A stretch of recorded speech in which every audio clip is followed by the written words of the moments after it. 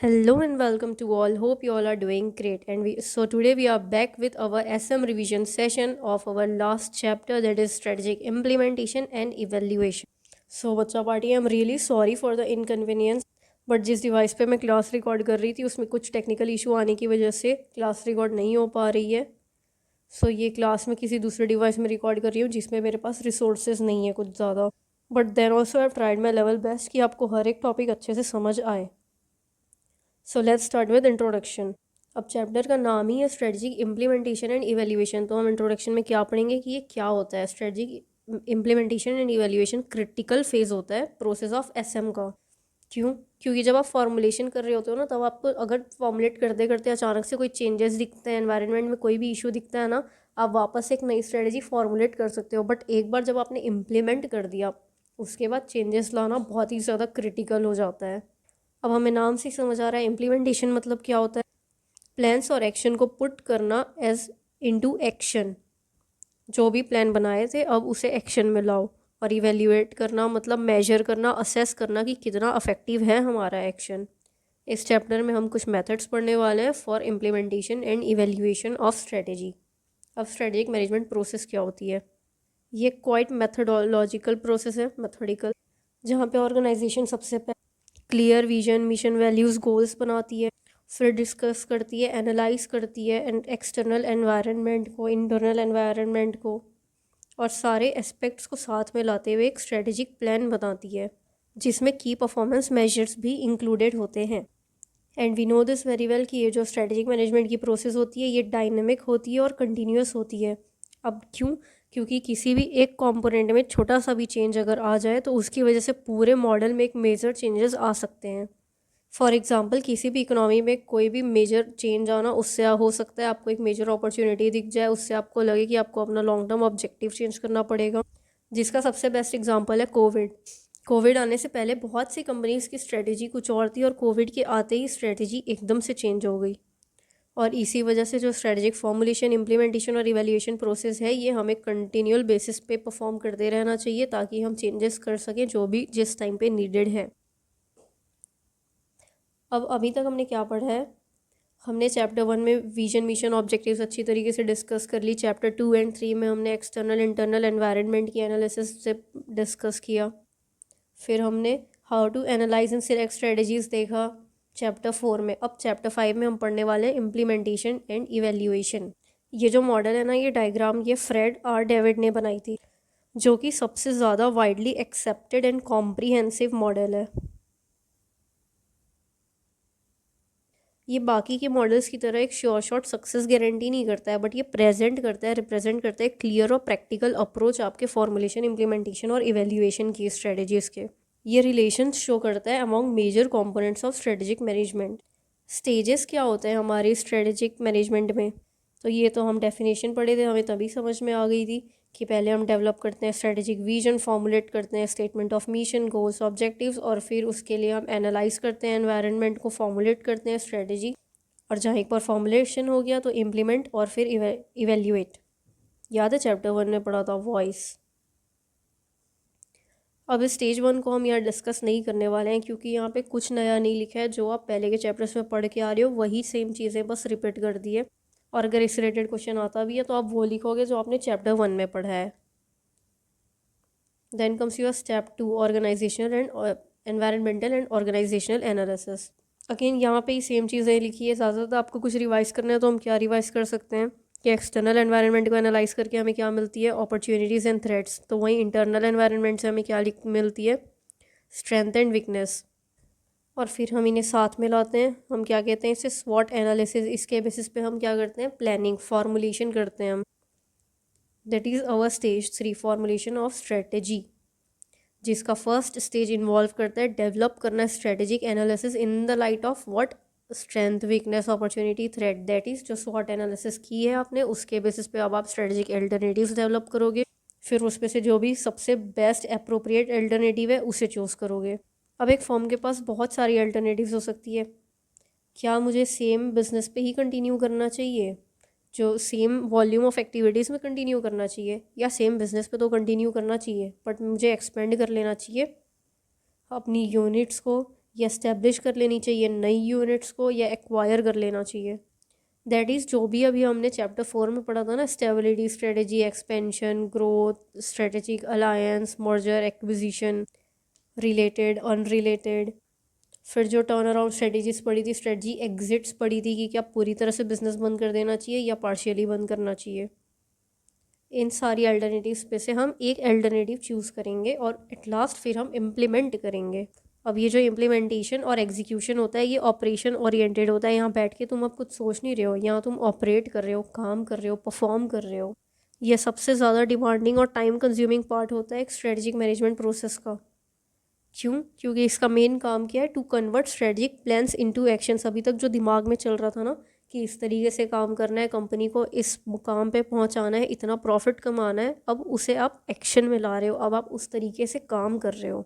जिसके लिए मैनेजमेंट को क्या करना होगा, डायरेक्ट करनी होगी ऑर्गेनाइजेशनल चेंजेस को। दैट इज़ ऑर्गेनाइजेशन में कोई भी चेंज आ रही है ना तो उसे अच्छी तरीके से डायरेक्ट करो, समझाओ लोगों को कि क्या चेंजेस आई है, किस बेसिस पे काम करना है। मोटिवेट करो उन्हें, बिल्ड करो, स्ट्रेंथन करो कंपनी की कॉम्पिटेंसीज को, कॉम्पिटिटिव कैपेबिलिटीज़ को क्रिएट करो, एक स्ट्रेटजिक सपोर्टिव वर्क क्लाइमेट, और मीट और बीट करो परफॉर्मेंस टारगेट को।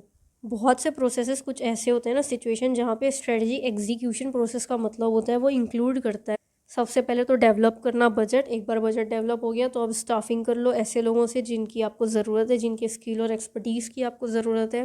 फिर इंश्योर करो कि जो पॉलिसीज़ प्रोसीजर्स आपने बनाई है वो फैसिलिटेट कर रही है आपके ऑपरेशंस को, ना कि इम्पीड कर रही है। यूज़ करो बेस्ट नोन प्रैक्टिसेस का जिससे तुम परफॉर्म कर रहे हो अपनी कोर बिजनेस एक्टिविटीज़ को, ताकि तुम्हारा कंटिन्यूस इम्प्रूवमेंट होए। इंस्टॉल करो इंफॉर्मेशन एंड ऑपरेटिंग सिस्टम जिससे तुम्हारे जो एम्प्लॉयज़ हैं ना वो हर काम को कैरी आउट कर पाएँ ज़्यादा ईजिली और ज़्यादा अच्छे से। मोटिवेट करो लोगों को टू अचीव टारगेट्स। अब कैसे करोगे, इनिशिएटिव्स दे सकते हो, उन्हें प्रमोशन का लालच दे सकते हो, उन्हें मोटिवेट करते रहो।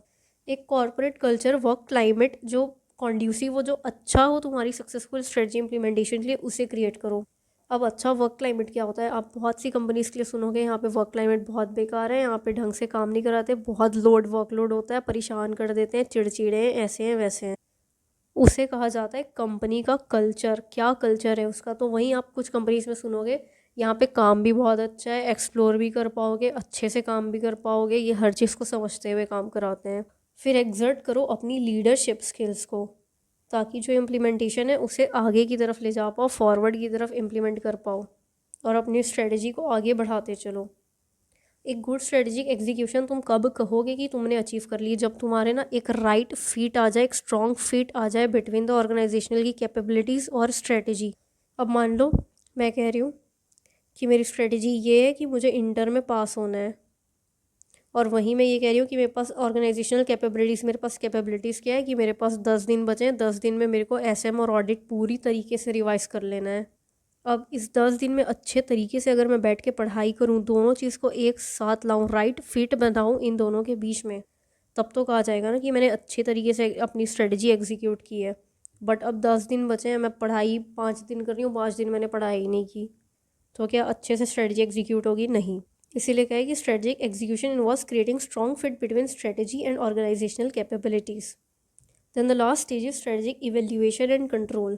ये फाइनल स्टेज होता है हमारी एसएम प्रोसेस का, जहाँ पे आप इवेल्युएट करते हो कंपनी की प्रोग्रेस को और एसेस करते हो impact of new external development को। क्या करते हो, इवेल्युएट करते हो कंपनी की प्रोग्रेस को और असेस करते हो न्यू एंड एक्सटर्नल डेवलपमेंट को, और फिर उस इवेल्युएशन और असेसमेंट के बेसिस पे करेक्टिव एडजस्टमेंट्स बनाते हो। ये ना एक ट्रिगर पॉइंट होता है कंपनी के डिसाइड करने का कि क्या हमें कंटिन्यू करना चाहिए या हमें चेंज कर देना चाहिए हमारे कंपनी के विजन, ऑब्जेक्टिव, स्ट्रेटजी को।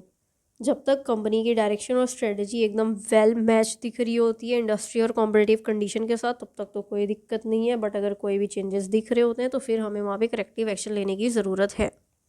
दैट इज़ जहाँ पे भी हमें डिसरप्टिव चेंजेस देखने को मिलते हैं एक्सटर्नल एनवायरनमेंट में, वहाँ पे हमारे दिमाग में फिर क्वेश्चन अराइज होना चाहिए कि क्या अप्रोप्रिएट है हमारी डायरेक्शन और हमारी स्ट्रेटजी।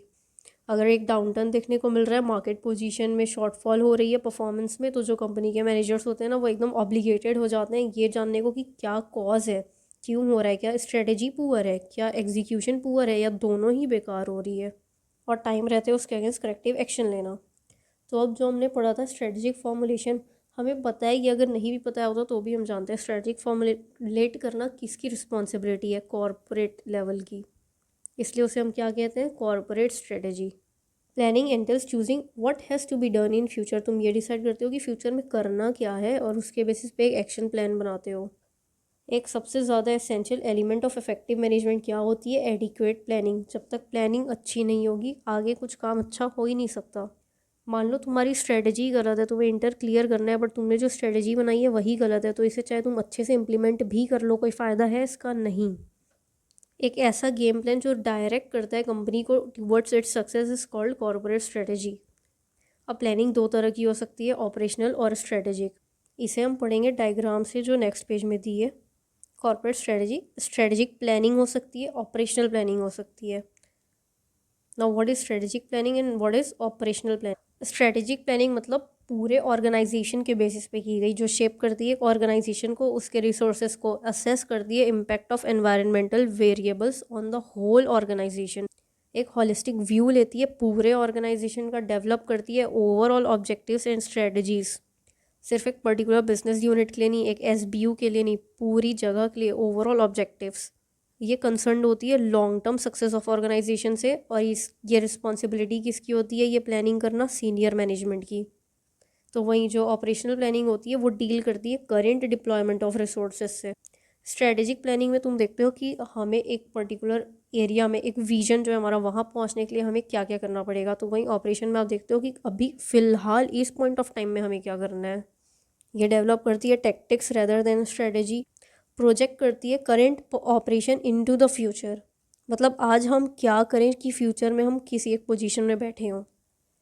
ये मॉडिफाई तो करती है बिजनेस फंक्शंस को, बट उनमें कोई फंडामेंटल चेंजेस नहीं करती।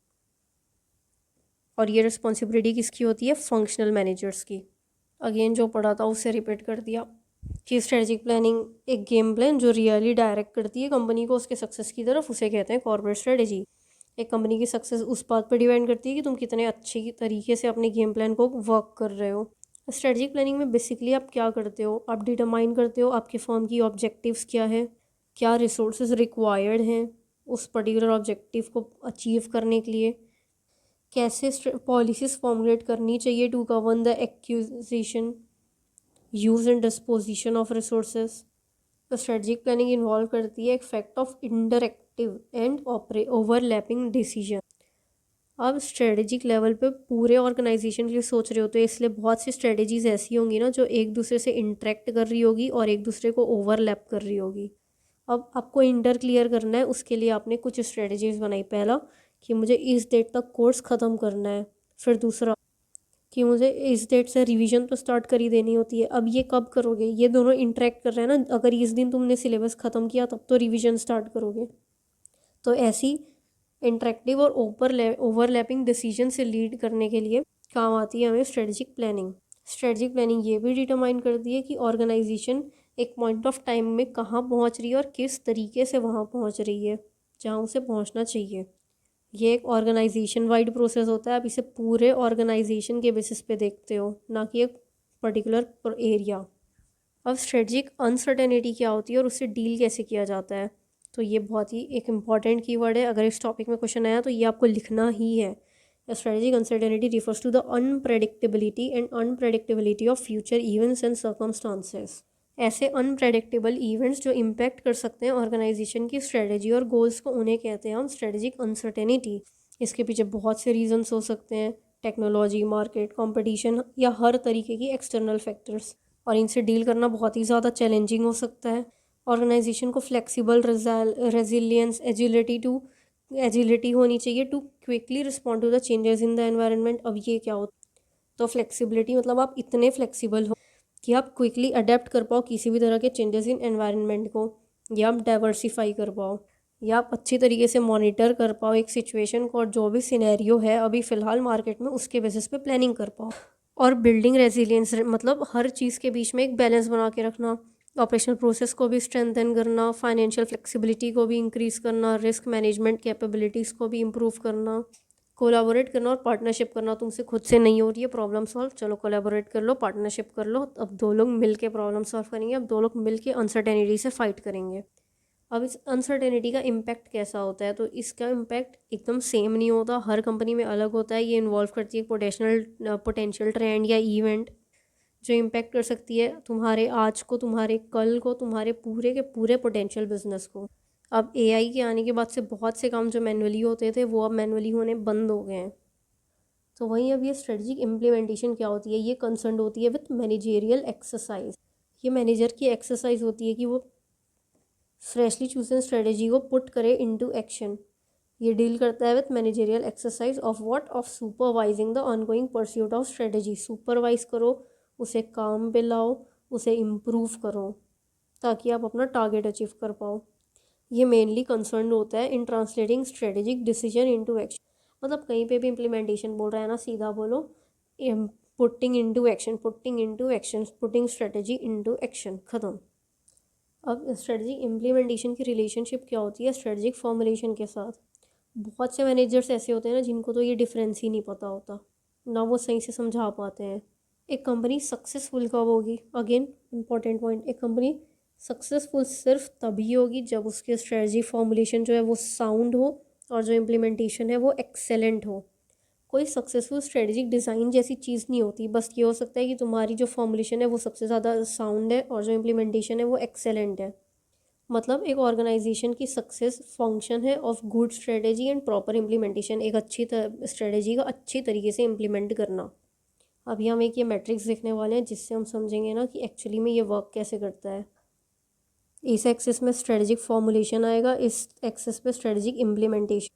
तो जैसा कि हमने अभी पढ़ा था स्ट्रेटजिक फॉर्मुलेशन कैसी हो सकती है, साउंड, और साउंड नहीं है तो फ्लॉ होगी, उसमें कोई गलतियाँ होंगी।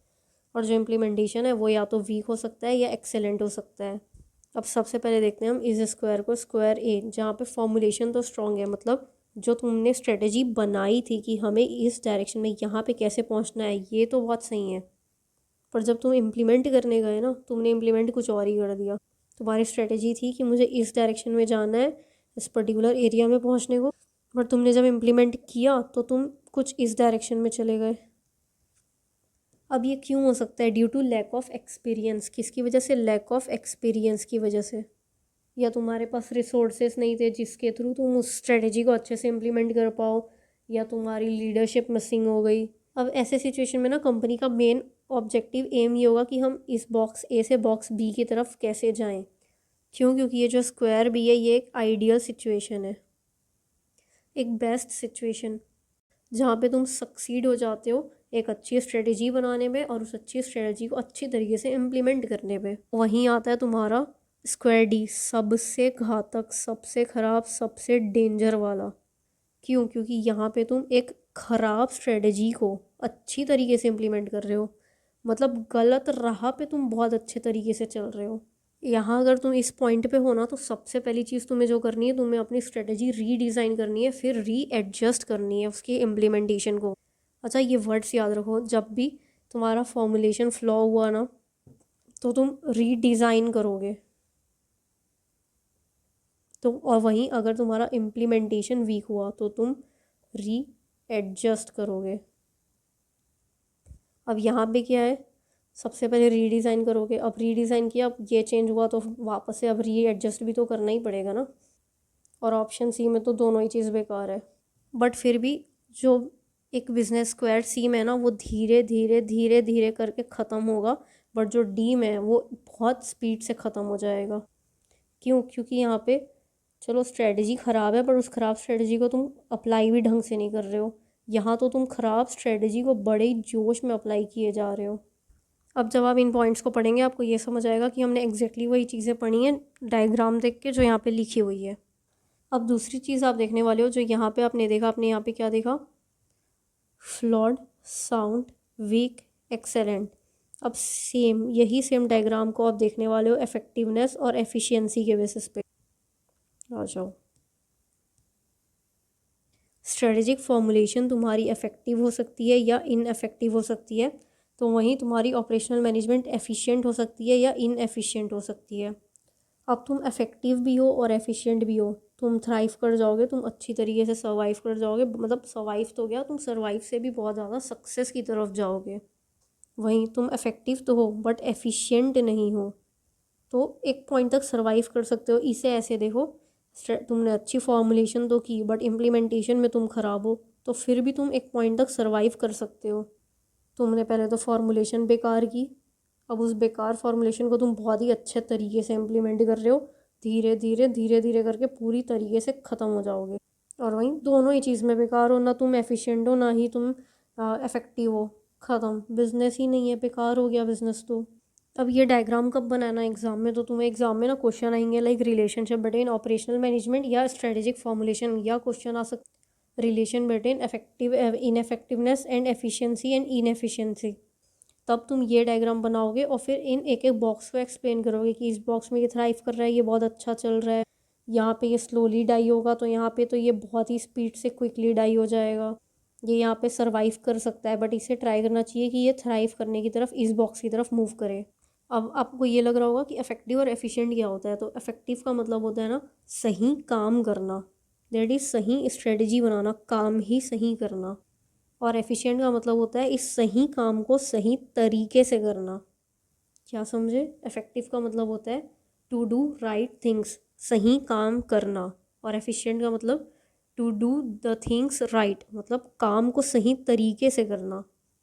अगेन इस डायग्राम में जो भी चीज़ें हमने समझी है सेम चीज़ें यहाँ पे लिखी है, ये देखो। इफेक्टिव का मतलब to do right things and efficient का मतलब to do the things rightly. What is difference between strategic formulation and strategic implementation, इसे अगेन हम इस टेबल से पढ़ते हैं। फॉर्मुलेशन में तुम प्लानिंग करते हो, तुम डिसीजन मेकिंग करते हो, तो वहीं इम्प्लीमेंटेशन में तुम एग्जीक्यूट करते हो प्लान को जो यहाँ पे तुमने फॉर्मुलेट किया है। यहाँ पे तुम पहले जो भी एनवायरमेंटल फोर्सेस है ना उन्हें एनालाइज करते हो, उन्हें पहले रखते हो, फिर उसके बेसिस पे एक्शन बनाते हो, एक्शन प्लान बनाते हो। बट जब तुम इम्प्लीमेंटेशन में आते हो तो तुम मैनेज करते चलते हो फोर्सेस को एक्शन के साथ। ये एक एंटरप्रेन्योरियल एक्टिविटी है, क्यों? क्योंकि ये इन्वॉल्व करती है थिंकिंग। तो वहीं ये एडमिनिस्ट्रेटिव टास्क है, क्यों? क्योंकि ये एक ऑपरेशनल एक्टिविटी है। और ये अभी हम पढ़ के आ रहे हैं कि फॉर्मुलेशन कैसी हो सकती है, इफेक्टिव हो सकती है, हम इफेक्टिवली फॉर्मुलेट कर सकते हैं और हम एफिशिएंटली इम्प्लीमेंट कर सकते हैं। अगेन प्लानिंग क्या होती है? इंटेलेक्चुअल एक्टिविटी होती है, यहाँ पे तुम्हारा दिमाग का ज़रूरत होता है, तुम्हें सोचना पड़ता है, तुम्हें पूरे एनवायरमेंटल एनालिसिस करके ये अच्छी तरीके से समझना होता है कि क्या करना सही होगा। और एक बार अच्छी तरीके से दिमाग दौड़ा लिया, अब हाथ पर दौड़ाओ। इसमें ना सिर्फ तुम्हें, क्योंकि टॉप लेवल ही कॉर्पोरेट स्ट्रेटजी बनाती है तो सिर्फ उन्हें कोऑर्डिनेट करने की ज़रूरत होती है, बट वहीं इम्प्लीमेंटेशन में हर इंडिविजुअल को eight middle and lower level उन्हें कोऑपरेट करने की ज़रूरत होती है। फॉर्मुलेशन के लिए तुम्हारी इनिशिएटिव अच्छी होनी चाहिए, तुम्हारे पास लॉजिकल स्किल्स होनी चाहिए, कॉन्सेप्चुअल इंट्यूटिव होनी चाहिए, एक एनालिटिकल स्किल होनी चाहिए। तो वहीं इम्प्लीमेंट करने को तुम मोटिवेटेड होने चाहिए और एक लीडरशिप ट्रेड होना चाहिए कि भाई करना ही है अब तो। पहले फॉर्मुलेशन होती है, फिर वो प्रीसीड करती है टूवर्ड्स इम्प्लीमेंटेशन, तो वही इम्प्लीमेंटेशन फॉलो करती है फॉर्मुलेशन को, जो फॉर्मुलेट किया है वही इम्प्लीमेंट करते हैं। अच्छा, ये चीज़ आप अच्छे से समझ लो कि ये जो आप डिवीज़न देख रहे हो ना एसएम के प्रोसेस का, ये सिर्फ तुम्हारे स्टडी पर्पस के लिए, इन रियल लाइफ ये एकदम एक दूसरे से मिले जुले होते हैं, ये कुछ अलग प्रोसेस नहीं होते हैं। तुम फॉर्मुलेट ही वो करते हो जो तुम इम्प्लीमेंट कर सको। स्ट्रेटजिक इम्प्लीमेंटेशन के लिंकेजेस क्या होते हैं और इश्यूज़ क्या होते हैं? तो फॉरवर्ड लिंकेज क्या होता है?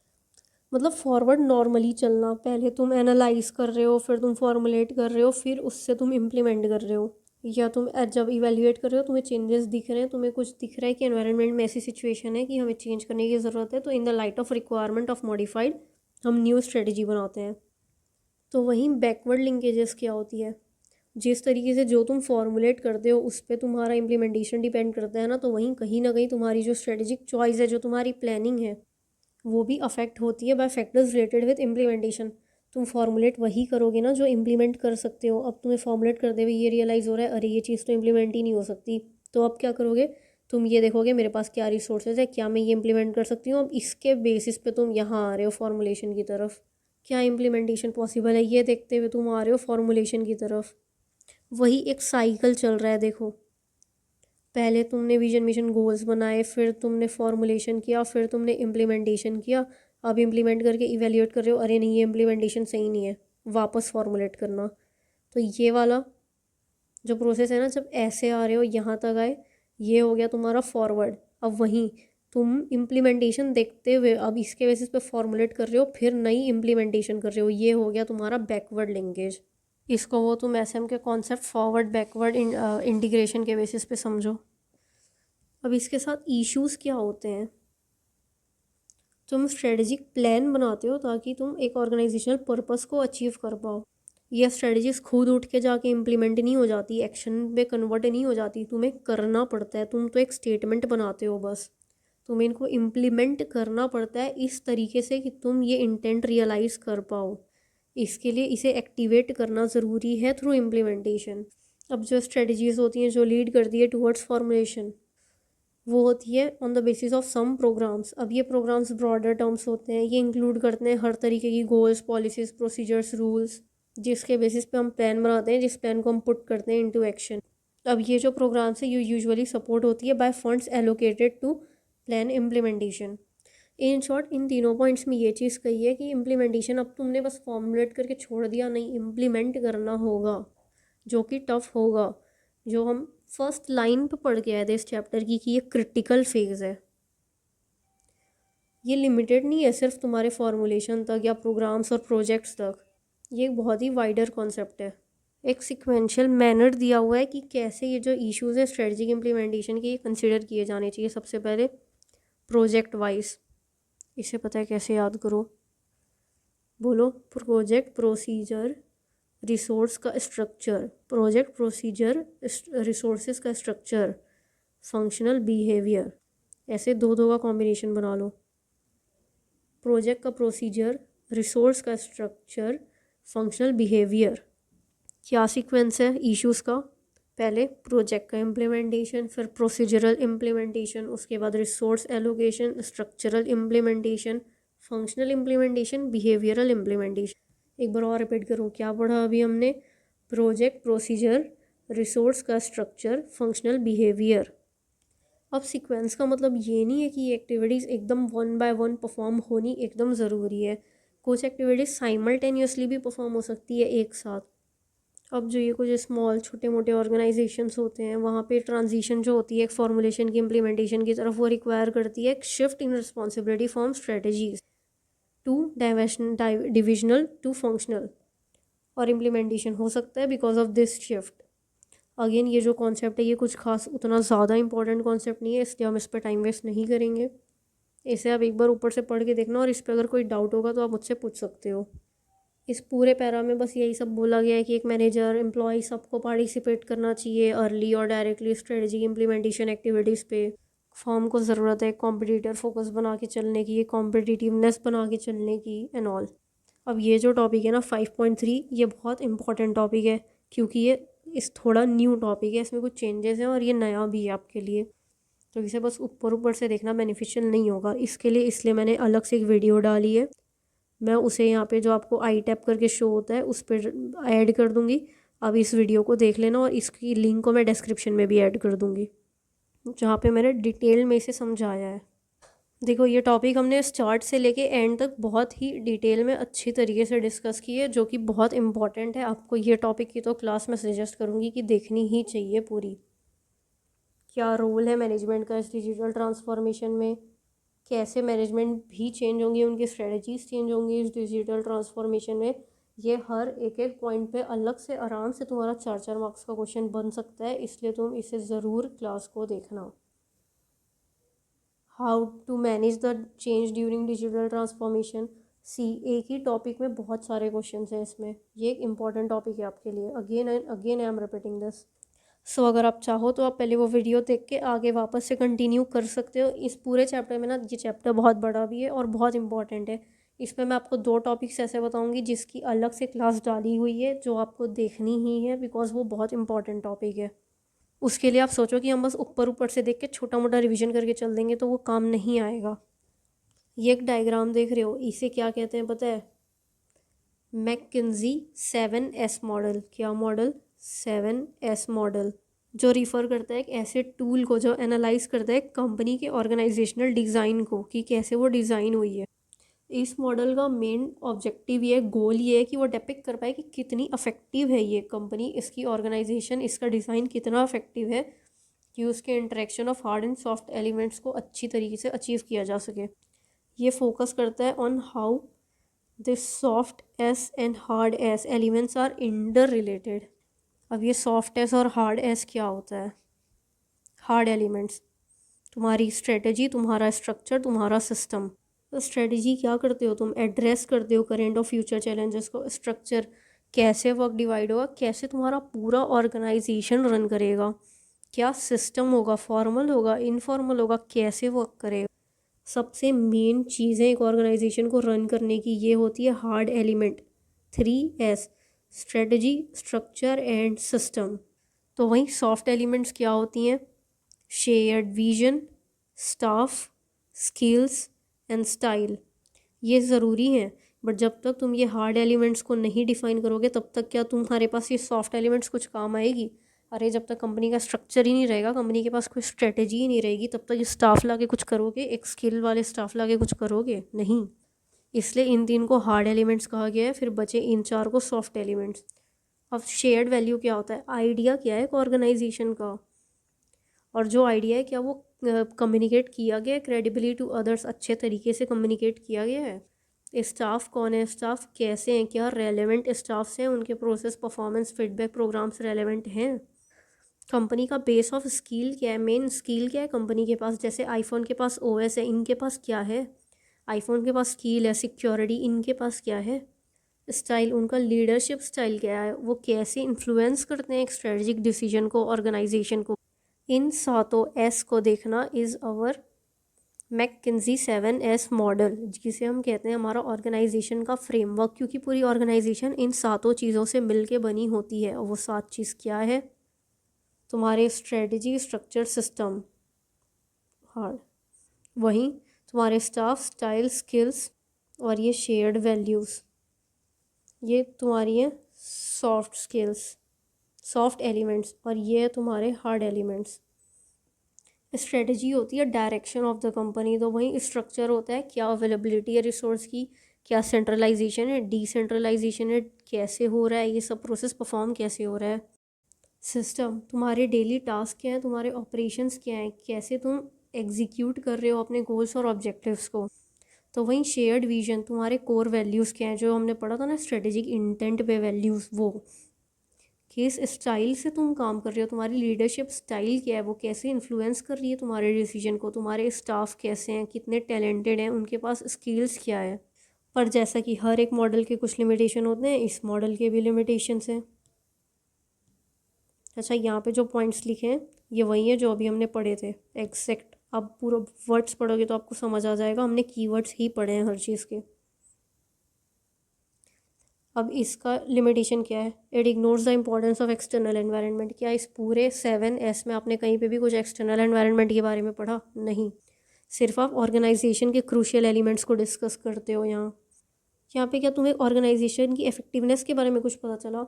अब हमारे ऑर्गेनाइजेशन का स्ट्रेटजी ये है, सिस्टम ये है, स्ट्रक्चर ये है, उसकी स्टाइल ये है, स्टाफ स्किल बताओ कैसा क्या ये ऑपरेट कर रहे हैं इफेक्टिवली, बता सकते हो? नहीं।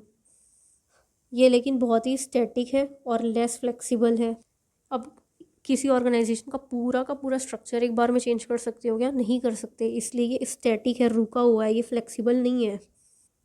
और ये जनरली क्रिटिसाइज़ किया जाता है because of missing out real gaps in conceptualisation and execution. क्या मतलब कोई लॉजिक था जो अभी तुमने पढ़ा उसका? बस तुमने ना कुछ 5-6 टर्म्स उठाए और उन 5-6 टर्म्स को दो पार्ट में डिवाइड किया, हार्ड एलिमेंट, सॉफ्ट एलिमेंट, और उनकी डेफिनेशन पढ़ लिए, दैट्स इट। उससे ज़्यादा कुछ नहीं है ये model. Then comes your organisational structure. एक आइडियल ऑर्गेनाइजेशनल स्ट्रक्चर वो होती है, वो प्लेस होती है जहाँ पे आइडियाज़ फिल्टर अप होते हैं एज वेल एज डाउन, जहाँ पे एक आइडिया का मेरिट सबसे ज़्यादा वेट कैरी करता है, देन उसका रिसोर्सेज जहाँ पे पार्टिसिपेशन और शेयर ऑब्जेक्टिव्स की वैल्यू बहुत ज़्यादा होती है। एक कॉर्पोरेट स्ट्रेटजी में चेंज करना ना रिक्वायर करता है एक ऑर्गेनाइजेशन के स्ट्रक्चर पे चेंज करना, जिसके पीछे दो मेजर रीज़न है। पहला, जो ये स्ट्रक्चर होता है ना, ये लार्जली डिक्टेट करता है कि कैसे तुम्हारी ऑपरेशनल ऑब्जेक्टिव और पॉलिसी इस्टेब्लिश की जाएगी टू अचीव दिस स्ट्रेटजीज़। और यहाँ पे जो ये ऑब्जेक्टिव्स और पॉलिसीज़ हैं ये स्टेट की गई है एक लार्जली टर्म्स पे, एक बड़े टर्म्स पे of product in an organisation, जिसका स्ट्रक्चर बेस्ड है प्रोडक्ट ग्रुप पे, जो एक स्ट्रक्चरल फॉर्मेट है किसी भी डेवलपिंग ऑब्जेक्टिव और पॉलिसीज़ का वो सिग्निफिकेंटली इम्पेक्ट कर सकता है स्ट्रेटजी के इम्प्लीमेंटेशन एक्टिविटी को। मतलब बेसिकली ये पढ़ के इतना समझो कि अगर स्ट्रेटजी में चेंज आ जाए ना तो वो रिक्वायर कर रहा है कि तुम अपने स्ट्रक्चर में भी चेंज करो। सेकंड मेजर रीज़न, उसके पीछे सबसे बड़ा रीज़न क्या है कि जो स्ट्रक्चर होता है वो बताता है कि कैसे ऑब्जेक्टिव और पॉलिसीज़ अप्लाई की जाएंगी, इस्टेब्लिश की जाएंगी ताकि हम अचीव कर सकें अपने स्ट्रेटजिक ऑब्जेक्टिव को। और दूसरा रीज़न ये है कि स्ट्रक्चर ये डिक्टेट करता है कि कैसे रिसोर्स अलोकेट करे जाएंगे to achieve strategic objective. First reason में कैसे ऑब्जेक्टिव और पॉलिसीज इस्टेब्लिश होगी देखते हैं, तो वहीं सेकंड रीज़न में कैसे रिसोर्स एलोकेट किए जाएंगे। शैंडलर का कहना है कि अगर तुम्हारी स्ट्रेटजी चेंज हो रही है तो तुम्हारी ऑर्गेनाइजेशनल स्ट्रक्चर भी चेंज होनी चाहिए। और वो चेंज कुछ ऐसा होगा स्ट्रक्चर में जो डिज़ाइन और रीडिज़ाइन करे ताकि तुम फैसिलिटेट कर पाओ अपनी स्ट्रेटजिक परस्यूट को। देयरफॉर जो स्ट्रक्चर है वो फॉलो करे स्ट्रेटजी को। कोई एक ऐसा फिक्स ऑप्टिमल ऑर्गेनाइजेशन डिज़ाइन या स्ट्रक्चर नहीं होता। जैसे जैसे एनवायरमेंटल चेंजेस होते हैं, जैसी जैसी कंडीशन होती है, उसके बेसिस पे तुम्हारी स्ट्रेटजी और स्ट्रक्चर फॉर्म होती जाती है। हो सकता है जो चीज़ एक ऑर्गेनाइजेशन के लिए सबसे ज़्यादा अप्रोप्रिएट है दूसरी के लिए वो ना हो। इसे एक डायग्राम से समझते हैं अच्छी तरीके से। तुमने एक नई स्ट्रेटजी फॉर्म की, अब नई स्ट्रेटजी हुई तो नए प्रॉब्लम्स क्रिएट होने लगे। उन नए प्रॉब्लम से एक ऑर्गेनाइजेशनल परफॉर्मेंस में डिक्लाइन दिखा। तुमने एक नया स्ट्रक्चर बना दिया, परफॉर्मेंस इंप्रूव हो गई। फिर वापस से तुम एक नई स्ट्रेटजी की तरफ आ गए। अब अगेन इस नई स्ट्रेटजी की अपनी खुद की एक अलग प्रॉब्लम्स होंगी। तो ये एक साइकिल है जो चलता रहता है। और इसके पीछे रीज़न क्या है? हर एक फॉर्म ना इन्फ्लुएंस होती है नंबर ऑफ एक्सटर्नल और इंटरनल फैक्टर्स से, पर तुम हमेशा चलते फिरते हर इस एक फैक्टर के रिस्पॉन्स में अपना स्ट्रक्चर चेंज नहीं करते रह सकते। सिर्फ तब जब एक फर्म चेंज कर रही होती है अपनी स्ट्रेटजी को, जिस पे जो स्ट्रेटजी नई बनाई गई है उसके लिए जो तुम्हारा करेंट स्ट्रक्चर है वो इनफेक्टिव हो जाता है, सिर्फ तभी तुम स्ट्रक्चर को चेंज करते हो। अब अभी तक तुमने क्या पढ़ा? स्ट्रेटजी चेंज हुई तो स्ट्रक्चर चेंज होगी, बट सिर्फ ऐसा नहीं है, वाइस वर्सा भी है। स्ट्रक्चर भी इन्फ्लुएंस करती है तुम्हारी स्ट्रेटजी को। अगर तुम्हारी जो एक नई स्ट्रेटजी है ना उसकी वजह से एक बहुत ही ज़्यादा एक मेजर चेंज करना पड़ रहा है तुम्हें स्ट्रक्चर में, मतलब तुम्हारी ये स्ट्रेटजी बेकार है। क्यों? तुम्हें स्ट्रेटजी ऐसी बनानी है ना कि तुम्हारे पास जो रिसोर्सेज है उसे कैसे एम्प्लॉय कर सको। ये एक अट्रैक्टिव चॉइस नहीं होगा कि तुम बार बार ऐसी स्ट्रेटजी बना रहे हो, तुम्हें बिजनेस चेंज करना पड़ रहा है। अभी तक तुम क्लॉथ के बिजनेस पे थे, अब तुम्हें लगा नहीं नहीं यहाँ पे तो सही नहीं चलेगा, चलो हम रेस्टोरेंट खोल लेते हैं। अरे नहीं नहीं, हम रेस्टोरेंट अच्छा नहीं चल रहा, चलो हम होटल खोल लेते हैं। ये बहुत ही इन अट्रैक्टिव लगेगा। स्ट्रक्चर शेप कर दिए एक चॉइस ऑफ स्ट्रेटजी को, बट एक सबसे इम्पॉर्टेंट कंसर्न ये होता है कि हम डिटरमाइन करें कि क्या type of structural changes needed है टू इम्प्लीमेंट न्यू स्ट्रेटजीज, और ये चेंजेस कैसे अच्छी तरीके से एकम्प्लिश की जा सकती है। और इसके लिए हम कुछ following basic type of structure में फोकस करेंगे: functional, divisional, by geographic area, division by product, division by customer, divisional process, strategic business units and matrix. In organisational structures के ना कुछ टाइप्स होते हैं। सिंपल स्ट्रक्चर, जो बहुत ही अप्रोप्रिएट होता है उन कंपनीज़ के लिए जो सिंगल बिजनेस स्ट्रेटजी फॉलो करती हैं और ऑफर करती है एक सिंगल लाइन ऑफ प्रोडक्ट को एक इन अ सिंगल जियोग्राफिक मार्केट। ये उन कंपनीज़ के लिए अप्रोप्रिएट है जो इम्प्लीमेंट करती है फोकस्ड कॉस्ट लीडरशिप या फोकस डिफरेंशिएशन स्ट्रेटजी। ये एक वो स्ट्रक्चर है जहाँ पे जो ओनर मैनेजर है ना वो सेम ही है, ओनर ही इम्प्लीमेंट कर रहा है, ओनर ही फॉर्मुलेट कर रहा है। मतलब एकदम सिंपल स्ट्रक्चर, कुछ इधर ताम झाम नहीं है, बहुत सिंपली हर काम चल रहा है।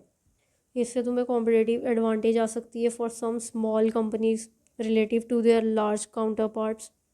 अब हो सकता है ना जो कॉम्प्लेक्स स्ट्रक्चर्स होते हैं, पहले यहाँ पे स्ट्रेटजी फॉर्मुलेट होगी, फिर यहाँ तक आएगी, तुम इन्हें समझाओगे, फिर ये लोअर लेवल को समझाएंगे, फिर ये इम्प्लीमेंट करेंगे। तो इन सब से बच के इस एक स्ट्रेटजी में ना तुम्हें कॉम्पिटिटिव एडवांटेज बिल्ड करने का चांस मिल जाता है। यहाँ पे तुम एक वर्ड यूज़ करोगे हर जगह, owner manager. Owner manager, owner भी एक ही है, मैनेजर भी एक ही है। जो ओन कर रहा है वही मैनेज कर रहा है। पर जहाँ पे अच्छाई होती है वहाँ पे ख़राबी भी होती है। जो बहुत ही ज़्यादा एक्सटेंसिव और कॉम्प्लिकेटेड इन्फॉर्मेशन प्रोसेसिंग रिक्वायरमेंट्स होती है वो प्लेस करती है एक significant pressure on owner manager. अब यहाँ पे कंपनी के मैनेजर को ही बैठ के पूरे टाइम रिकॉग्नाइज करते रहना होता है कि क्या इनएडिक्वेसीज है, क्या इनएफिशिएंसीज है, और उसके बेसिस पे चेंज करना होता है। उसे कोऑर्डिनेट करते रहना होता है कॉम्प्लेक्स ऑर्गेनाइजेशनल फंक्शंस को। दैट इज़ हर काम उसे अकेले करना है, उसके पास किसी और की एक्सपर्टीज़, नॉलेज, स्किल नहीं है। अब ये जो फंक्शनल स्ट्रेटजी है ना ये वाइडली यूज़ की जाती है because of its simplicity and low cost. यहाँ पे तुम स्ट्रक्चर कर देते हो कुछ ग्रुप टास्क्स को, एक्टिविटी को, बिजनेस फंक्शन को, such as production, operation, marketing, finance. ये तुम्हारी इतनी डिपार्टमेंट्स हैं और उसकी हर एक डिपार्टमेंट पे तुमने ये फाइनेंस, प्रोडक्शन, इंजीनियरिंग, ये अलग अलग एक स्ट्रक्चर बना दिया। ये वाला जो स्ट्रक्चर है ना, इसे हम कहते हैं फंक्शनल स्ट्रक्चर। और वहीं एक सोल प्रोप्राइटर, तुम्हारे पापा की शॉप है, वो जाके शॉप में बैठ रहे हैं, वही डिसीजन ले रहे हैं कि शॉप में ये मटेरियल यूज़ करना है नहीं रखना है, ये प्रोडक्ट बेचना है नहीं बेचना है, और वही फिर उसे ला के बेच रहे हैं। वो तुम्हारा हो गया सिंपल स्ट्रक्चर। आई होप आपको सिंपल और फंक्शनल के बीच में डिफरेंस समझ आ गया। जो डिविजनल स्ट्रक्चर होता है ना, अब नेक्स्ट हमारा है, वो 4 तरीक़ों से हो सकता है organise: geographic area, product service, customer या प्रोसेस। ये कैसे होता है? तो पहले एक चीफ एग्जीक्यूटिव, उसके बाद तुम्हारा corporate finance, corporate legal, PR, इन सब को ध्यान में रखते हुए तुम्हारे 2 divisions: general manager division A, general manager division B. General manager division एक तरफ की मार्केटिंग प्रोडक्शन पर्सनल्स देख रहा है, तो ये बी दूसरे तरफ की मार्केटिंग प्रोडक्शन पर्सनल्स देख रहा है। इसके ना कुछ क्लियर एडवांटेजेस होते हैं, जिसमें सबसे पहला और फॉरमोस्ट एडवांटेज होता है अकाउंटेबिलिटी। ये अपने काम के लिए अकाउंटेबल होगा, ये अपने काम के लिए अकाउंटेबल होगा, तो ये काम अच्छी तरीके से करेंगे। जो डिविजनल मैनेजर्स हैं उन्हें तुम रिस्पॉन्सिबल हेल्ड कर सकते हो किसी भी तरह की सेल्स या प्रॉफिट लेवल को लेके। ये बेस्ड होता है एक्सटेंसिव डेलीगेशन ऑफ अथॉरिटी पे। मतलब सिर्फ सीईओ के हाथ में सारी अथॉरिटी नहीं है, उसने 2 लोगों को बांट दी अथॉरिटी, लो चलो तुम भी करो। अब इससे क्या हुआ, जितने ज़्यादा लोग मिलके काम कर रहे हैं उतने ज़्यादा अच्छे से काम हो रहा है, और एज अ रिज़ल्ट जो एम्प्लॉय का मोरल होता है वो बहुत ज़्यादा हाई हो जाता है। बट इसकी कुछ लिमिटेशंस भी है, जिसमें कि मोस्ट इंपॉर्टेंट लिमिटेशन ये है कि डिविजनल स्ट्रक्चर बहुत कॉस्टली होता है। अब जितने लोग को काम बांट रहे हो उतनों को पैसे भी तो दोगे। जितने भी तुमने डिवीज़न के लिए स्पेशलिस्ट हायर किए, डिवीज़न ए वाला, डिवीज़न बी वाला, उनको पैसे दोगे। उनके अंडर काम कर रहे स्टाफ, सर्विसेज, फैसिलिटीज़, पर्सनल्स को पैसे दोगे। यहाँ पे तुम्हें एक बहुत ही एलोबोरेट एक प्रॉपर स्ट्रक्चर बना के चलना होता है, एक हेडक्वार्टर ड्रीवन कंट्रोल सिस्टम बना के चलना होता है, जिसकी वजह से अगेन ये बहुत ज़्यादा कॉस्टली हो जाता है। पर बहुत सी लार्ज ऑर्गेनाइजेशन ऐसी होती है ना, जिनको एक बहुत बड़ा एडवांटेज मिलता है इस स्ट्रक्चर का, रेदर देन उसके पोटेंशियल लिमिटेशन जो उसे ऑफसेट कर जाते हैं, मतलब उसे ओवर पावर कर जाते हैं। इतना एडवांटेज मिल रहा है तो उसकी जो लिमिटेशन है, जो लॉस है, वो सिर्फ इतनी है, तो इतने से वो प्रॉफिट में रहते हैं। Then comes your multi divisional structure. अभी तुमने डिविजनल स्ट्रक्चर समझा, अब मल्टी डिविजनल स्ट्रक्चर क्या होता है? इसे एम फॉर्म स्ट्रक्चर बोलते हैं, जो कि कंपोज होता है ऑपरेटिंग डिविजन्स का, जहाँ पे जो एक ईच डिवीजन होता है वो रिप्रेजेंट कर रहा होता है एक सेपरेट बिजनेस को, to which the corporate office delegates responsibility for day to day operation. यहाँ पे हर डे टू डे ऑपरेशन के लिए भी आपने एक डिविजनल मैनेजर बैठा दिया है। और इस डिवीजन से क्या होता है ना, जो कॉर्पोरेट ऑफिस होती है वो रिस्पॉन्सिबल होती है फॉर्मूलेट इंप्लीमेंट करने के लिए ओवरऑल कॉर्पोरेट स्ट्रेटजी को और मैनेजर्स के डिविजन्स को।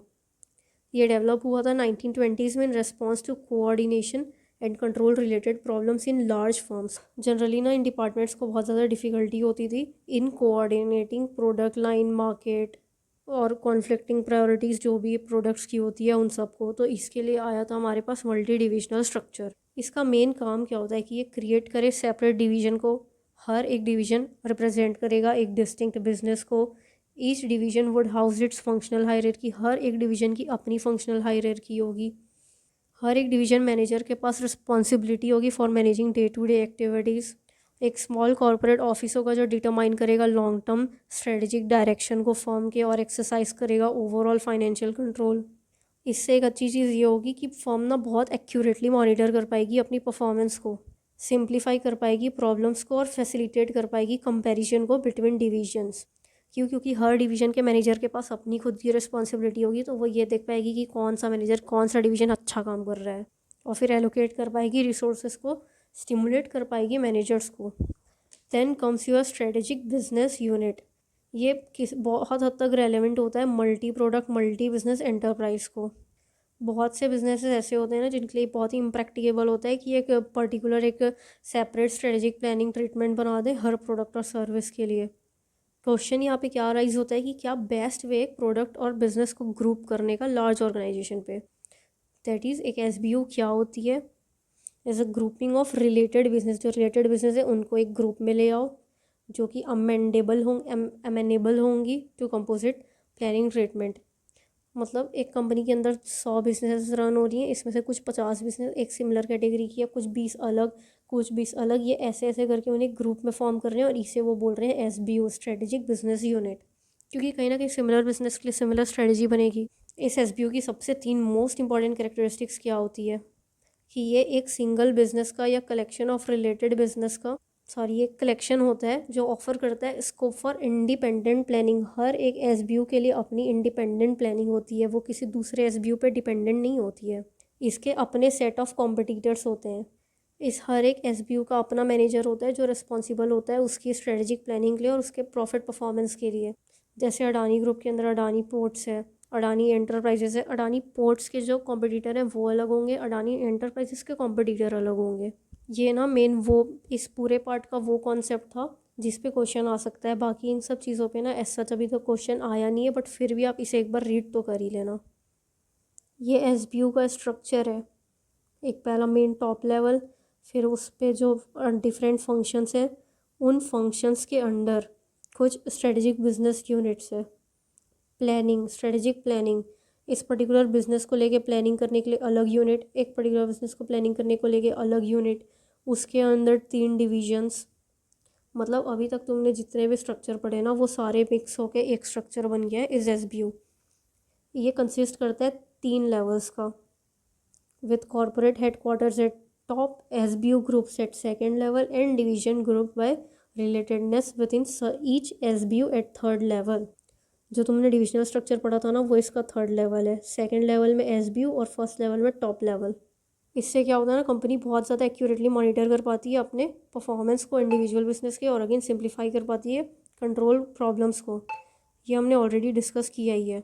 इसका मतलब ये है बेसिकली कि SBUs जो होती हैं वो एक दूसरे से कहीं ना कहीं रिलेटेड भी होती है और जो SBU ग्रुप्स होते हैं वो अनरिलेटेड होते हैं। अभी इस SBU के बेनिफिट्स क्या होते हैं। ये एक साइंटिफिक मेथड है ऑफ ग्रुपिंग बिजनेस जो हेल्प करता है स्ट्रेटजिक प्लानिंग में। इम्प्रूव करता है टेरिटोरियल ग्रुपिंग ऑफ बिजनेस को, strategic planning based on territorial units को। पूरे बिजनेस के लिए तुम एक अलग स्ट्रेटजिक प्लानिंग करना चाह रहे हो और एक पर्टिकुलर SBU के लिए अलग, तो ये तुम्हें ये SBU स्ट्रक्चर अलाउ करता है। ये टास्क कंसिस्ट करता है of analysing and segregating the assortment of business portfolios, regroup करना उनको, उन्हें वेल डिफाइन करना, डिस्टिंग करना।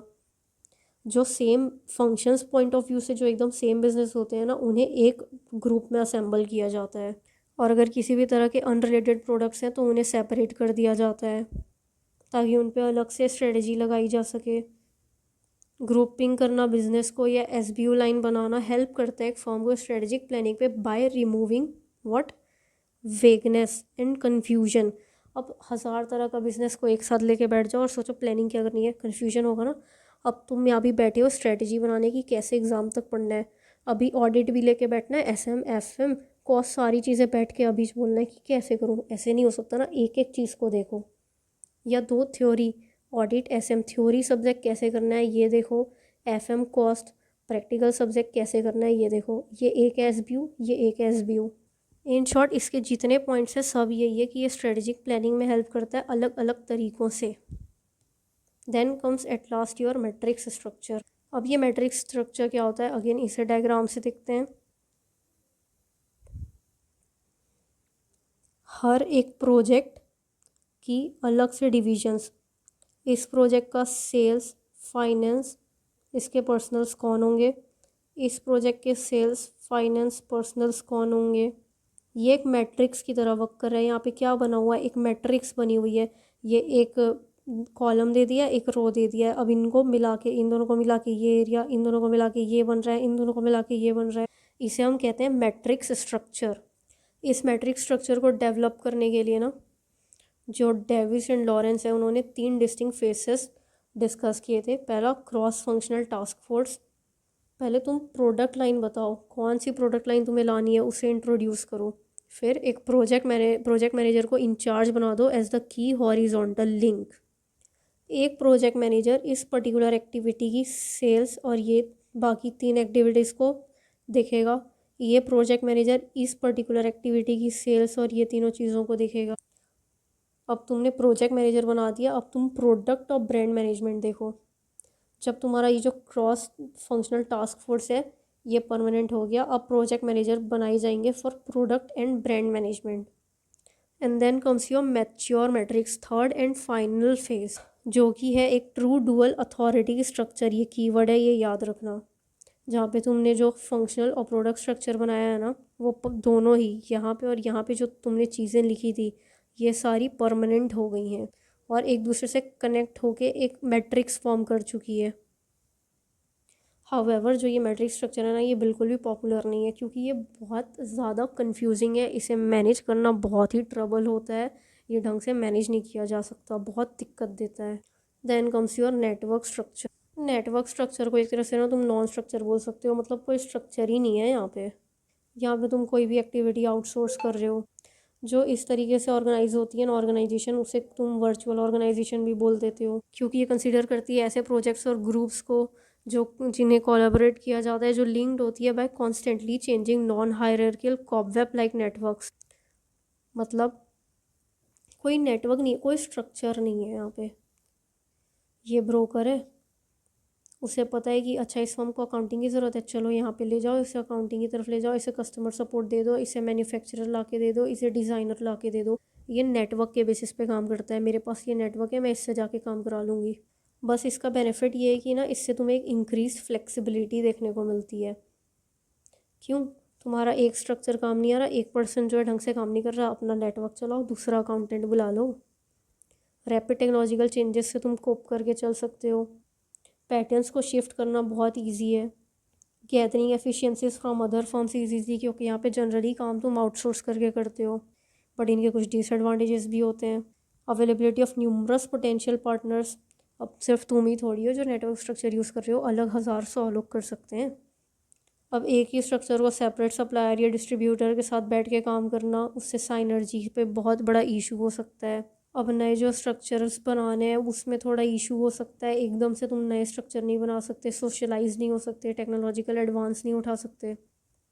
Then comes your hourglass structure. इसे डायग्राम से देखो। इस स्ट्रक्चर में क्या होता है ना, जो टॉप लेवल वाले होते हैं उनका काम ज़्यादा होता है, जो नैरो होते हैं उनका बस थोड़ा सा, और वाइडेस्ट होता है बॉटम लेवल का। वाइडर होता है टॉप, नैरो होता है मिडल, और वाइडेस्ट होता है बॉटम। ये क्या करेंगे, स्ट्रेटजी बना देंगे, और ये जो है ये सिर्फ स्ट्रेटजी को यहाँ से ना कैसे इम्प्लीमेंट करना है उस पर कन्वर्ट करके इनको बता देंगे। अब मेन काम इनका है, बीच वाले का काम बहुत कम हो गया है इस पर। और इसी के साथ हमारे सारे स्ट्रक्चर्स ख़त्म होते हैं। हमारा नेक्स्ट टॉपिक है ऑर्गेनाइजेशन का कल्चर। अब कल्चर कैसा हो, मैं तुमसे पूछ रही हूँ तुम्हारी कल्चर क्या है, तुम कैसे लोग हो, तो तुम क्या बोलोगे? हमारी values, beliefs, business principles, traditions, way of operating and internal work environment क्या है, ये बताओगे? क्या बताओगे कि तुम्हारी values, beliefs, business principles, traditions, way of operating and internal work environment क्या है? ये कॉर्पोरेट कल्चर कहाँ से आता है? एक कंपनी के वैल्यूज़ उसके बिजनेस प्रिंसिपल्स से आता है, उसके मैनेजमेंट के प्रीचियस प्रैक्टिसेस से आता है, एथिकल स्टैंडर्ड ऑफिशियल पॉलिसीज से आता है, क्या स्टेक होल्डर रिलेशनशिप्स हैं उससे आता है, ट्रेडिशन ऑफ ऑर्गेनाइजेशन क्या मेंटेन करके चल रही है, क्या सुपरवाइजरी प्रैक्टिसेस फॉलो की जा रही है, एम्प्लॉयज़ का एटीट्यूड कैसा है, बिहेवियर कैसा है, ये सारी चीज़ें मिलके कंपनी का कल्चर बनाती है। अब ना एक कंपनी का क्या कल्चर है, ये कभी कभी ना एक एली और ऑब्स्टेकल बन जाता है एक स्ट्रेटेजिक एग्जीक्यूशन को लेके। ये जितना ज़्यादा एक इंपॉर्टेंट कंट्रीब्यूटर है ना, उतना ही बड़ा ऑब्स्टेकल है एक सक्सेसफुल स्ट्रेटेजी एग्जीक्यूशन पे लेके। क्यों? तुम एक वैल्यू, बिलीफ, एक अपनी beliefs, vision, objectives, business approaches, practices को अंडर पिन कर देते हो कंपनी के स्ट्रेटेजी से, जो शायद उसकी कल्चर के साथ ना चल रही हो। देखो, जब तक वो कंपेटिबल है तब तक तो सही है, बट अगर वो कंपेटिबल नहीं है, उनके बीच में कॉन्फ्लिक्ट चल रहा है, तो कंपनी अपने कल्चर के साथ जाएगी, ना कि अपने स्ट्रेटजी के साथ। इसलिए ये स्ट्रेटजी के लिए एक बहुत बड़ा ऑब्स्टेकल बन जाता है। जैसे तुम्हारी वैल्यूज़ हैं, हम कमीशन नहीं लेंगे, तो तुम कमीशन नहीं ले रहे हो, चाहे एनवायरनमेंट ऐसा है कि बिना कमीशन के तुम प्रॉफिट कमा ही नहीं सकते, तुम्हारा बिजनेस डूब जाएगा, तो तुम बोलोगे चलो बिजनेस बंद कर दो, बट हम कमीशन वाला काम नहीं करेंगे। बट इसकी बेनिफिट भी होती है, जितना स्ट्रॉन्ग कल्चर होगा वो उतनी ही गुड स्ट्रेटेजी एग्जीक्यूशन प्रमोट करेगा, वो उतना ही अच्छा फिट लाएगा और इम्पीड करेगा एग्जीक्यूशन को जब वहाँ पे एक नेग्लिजिबल फिट हो। ये हेल्प करता है to energize people throughout the company to do their job in a strategy supportive manner. और ये जो इसके एग्जांपल दिए हैं, आप उस एग्जांपल को एक बार रीड करना। Then perils of strategy, culture conflict. जब ना ये सिंक ना कर रही हो तुम्हारी कल्चर और तुम्हारी स्ट्रेटजी, और वो स्ट्रेटजी बहुत ज़्यादा ज़रूरी है सक्सेस के लिए, तो ऐसे केस में अब तुम्हें अपने ना इस कल्चर को चेंज करना होगा और एज रैपिडली एज पॉसिबल उसे मैनेज करना होगा। एक ना क्या कहते हैं, जो तुम्हारी स्ट्रक्चर कल्चर कॉन्फ्लिक्ट है ना, उसे करेक्ट करते करते तुम्हें बहुत ज़्यादा रिवैम्प करनी पड़ सकती है अपने स्ट्रेटजी को, ताकि तुम्हें कल्चरल फिट ला सको, जो कि बहुत ही ज़्यादा टाइम कंज्यूमिंग और एकदम ख़राब प्रोलॉन्ग प्रोसेस होगा, जो वीक कर देगा, जो डिफीट कर देगा मैनेजरियल एफर्ट्स को टू मेक स्ट्रेटजी वर्क। जिसके लिए हमें कोशिश करते रहना है कि हम क्रिएट कर पाएँ एक strong fit between strategy and culture. और अगर कोई एकदम प्रॉब्लम कल्चर है जो तो किसी स्ट्रेटजी के साथ नहीं जा रहा, भाई कल्चर चेंज करो, तुम्हारे कल्चर बेकार है फिर तो। हर बार स्ट्रेटजी नहीं ख़राब हो सकती है। जिसका फर्स्ट स्टेप ये होता है कि तुम डायग्नोस करो कि कल्चर का कौन सा पार्ट है जो स्ट्रेटजी सपोर्टिव नहीं है। फिर उसके बारे में मैनेजमेंट से डिस्कस करो और उसके एस्पेक्ट्स डिस्कस करो। उसके बाद बताओ कि क्या चेंजेस आने चाहिए, और फिर जो ये चेंजेस हैं ये फॉलो किए जाने चाहिए और ये विजिबल होना चाहिए कि ये चेंज लाया गया और ये फॉलो किया जा रहा है, ताकि हर किसी को समझ आए कि अब क्या इंटेंडेड स्ट्रेटजी, क्या इंटेंडेड न्यू कल्चर है जो ज़्यादा इन ट्यून है विद द स्ट्रेटजी, ताकि लोग उसे फॉलो कर पाएँ। अब ये क्या होता है, ज़्यादा तुम अपनी पॉलिसीज़ प्रोसीजर्स चेंज कर रहे हो, कुछ इंसेंटिव कॉम्पेंसेशन को एल्टर कर रहे हो, विजिबली प्रेस कर रहे हो लोगों को कि वाओ तुमने ये कल्चर फॉलो किया नया वाला, wow good, you are an amazing person, तुम्हें तो बहुत इंसेंटिव मिलेगी, तुम्हें बोनस मिलेगा। इससे ज़्यादा बेटा इसमें कुछ है नहीं। Then comes your strategic leadership. एक लीडर सबसे बेस्ट तब होता है ना जब लोगों को बेयरली पता हो कि ये एग्जिस्ट करता है, ये लीडर है। मतलब तुम्हें लीडर मतलब बॉस बन के काम नहीं करना है, तुम्हें उनके साथ मिल के काम करना है, उन्हें समझते हुए, उन्हें अपना अप्रोच समझाते हुए काम करना है। ये सेट करता है एक फर्म का direction by developing and communicating vision of future, formulate करना स्ट्रेटजीज को इन the light of internal external environment, bring करना उन चेंजेस को जो रिक्वायर्ड है। एक स्ट्रेटजिक लीडर कौन होता है, वो चेंज एजेंट होता है जो इनिशिएट कर रहा होता है एक स्ट्रेटजिक चेंजेस को उसकी ऑर्गेनाइजेशन पे और इंश्योर करता है कि ये चेंजेस सक्सेसफुली इम्प्लीमेंट हों। जनरली ये top down and vision driven होता है। मैनेजर्स की ना जनरली 5 मेजर लीडरशिप रोल्स होती हैं कि पहला तो स्टेइंग ऑन द टॉप, हमेशा टॉप में रहो, अपने कल्चर को प्रमोट करते रहो, अपने ऑर्गेनाइजेशन के रिस्पॉन्सेस पे एक नज़र रखो, और ये मतलब ऐसा एक ऑर्गेनाइजेशन बनाओ कि चेंजिंग कंडीशंस को वो एकदम जल्दी जल्दी रिस्पॉन्ड कर रहा है, उसके बेसिस पे खुद को चेंज करता जा रहा है। तो क्या, पहला stay on the top, top में रह के अपने कल्चर को प्रमोट करो, keeping the organization responsive to changing condition. और ऐसा नहीं है कि चेंज करते करते अपने एथिकल सब भूल गए, एक्सरसाइज करो एथिकल लीडरशिप और पुश करते रहो करेक्टिव एक्शंस। इसे याद कैसे करना, टॉप पे रह के कल्चर प्रमोट करो ताकि वो रिस्पॉन्ड कर पाए चेंजेस से और एक्सरसाइज कर पाए अपनी एथिकल लीडरशिप को, जिससे पुश कर पाओ तुम corrective actions. Leadership role in implementation क्या होता है, जो तुम्हारा स्ट्रेटेजिक लीडर है वो एबल होना चाहिए to use a strategic management process effectively. कैसे, तो by guiding the company in a ways related to formulation of strategic intent mission, और फैसिलिटेट करना उनका डेवलपमेंट एंड इम्प्लीमेंटेशन। एक स्ट्रेटेजिक लीडर की सेवरल रिस्पॉन्सिबिलिटीज़ होती है, हम सिर्फ वो पार्ट कवर कर रहे हैं जहाँ से क्वेश्चन बनने के ज़्यादा चांसेस हैं। क्या होती है उसकी सेवरल रिस्पॉन्सिबिलिटीज़ की, वो स्ट्रेटेजिक डिसीजन ले, फॉर्मुलेट करे पॉलिसीज़ को और एक्शन प्लान्स को, और उन्हें इम्प्लीमेंट भी करे, इंश्योर करे इफेक्टिव कम्युनिकेशन को मैनेज करता चले, ह्यूमन कैपिटल को मैनेज करता चले, चेंज इन ऑर्गेनाइजेशन को क्रिएट और सस्टेन करे, स्ट्रॉन्ग कॉर्पोरेट कल्चर को सस्टेन करे, हाई परफॉर्मेंस को। अब तुम्हारा लीडरशिप स्टाइल ना 2 तरीके का हो सकता है, ट्रांसफॉर्मेशनल और ट्रांजैक्शनल। ट्रांसफॉर्मेशनल ना एक करिश्मा यूज़ करता है, एंथुसियाज्म पे फोकस करता है टू इंस्पायर पीपल कि वो एग्जर्ट करें खुद को towards the good of the organization. ये बहुत ही अच्छा होता है, अप्रोप्रिएट होता है टर्बुलेंट एनवायरनमेंट में, इंडस्ट्रीज़ पे जो अपने एकदम स्टार्ट में है या एंड पे अपनी लाइफ साइकिल के, या वो पुअरली परफॉर्म कर रही है। ये ऑफ़र करता है एक्साइटमेंट, विजन, इंटेलेक्चुअल स्टिमुलेशन लोगों की तरफ, ताकि वो अच्छे से काम करे। तो वहीं जो ट्रांजैक्शनल लीडरशिप होती है वो फोकस करती है सिर्फ एक सिस्टम डिज़ाइन कर दो, एक्टिविटीज़ को कंट्रोल कर लो और उन्हें एसोसिएट कर दो, इम्प्रूव कर दो, ख़त्म। मतलब ये कहीं ना कहीं करेंट प्रैक्टिसेस की तरफ फोकस करती है, और जो ट्रांसफॉर्मेशनल होता है वो फ्यूचर की तरफ फोकस करता है। Then comes your strategic control का टॉपिक। सी एज ये चैप्टर बहुत बड़ा है, इसलिए इसमें हर चीज़ को ना अच्छी तरीके से कवर करना पॉसिबल नहीं होगा। तो स्ट्रेटजिक कंट्रोल के टॉपिक के लिए मैं आपको कुछ चार्ट्स देने वाली हूँ, एक बहुत ही अच्छे टीचर के चार्ट्स। आप उन्हें रिफ़र करें, उन्हें पढ़ें, जिससे आपको बहुत आसानी जाएगी इसे याद करने पे। और जहाँ आप स्ट्रेटजिक कंट्रोल याद कर लो, उसके बाद हमारा नेक्स्ट टॉपिक है स्ट्रेटजिक परफॉर्मेंस मेजर। इसके लिए भी अगेन मैंने अलग से एक वीडियो बनाई है, क्योंकि अगेन ये एक बहुत इंपॉर्टेंट टॉपिक है, एक ये न्यू टॉपिक है जो आपको आना ज़रूरी है, और वो भी डिटेल में। इससे क्वेश्चन आने के चांसेस बहुत ज़्यादा हैं। दैट इज़ ओवरऑल चैप्टर 5 से क्वेश्चन आने के चांसेस बहुत ज़्यादा हैं। मैं आपको अभी स्ट्रेटजिक कंट्रोल का टॉपिक पढ़ाती, बट उसके लिए ना चार्ट्स बना के पढ़ाने की ज़रूरत है, और मेरे पास अभी मेरा डिवाइस नहीं है, इसलिए मैं आपको दूसरे टीचर के चार्ट्स अवेलेबल करा रही हूँ। आप उससे पढ़ना उस टॉपिक को, ओके। बाकी आपको कोई भी डाउट हो, कोई इशू हो, feel free to ask your doubt. Thank you and all the best.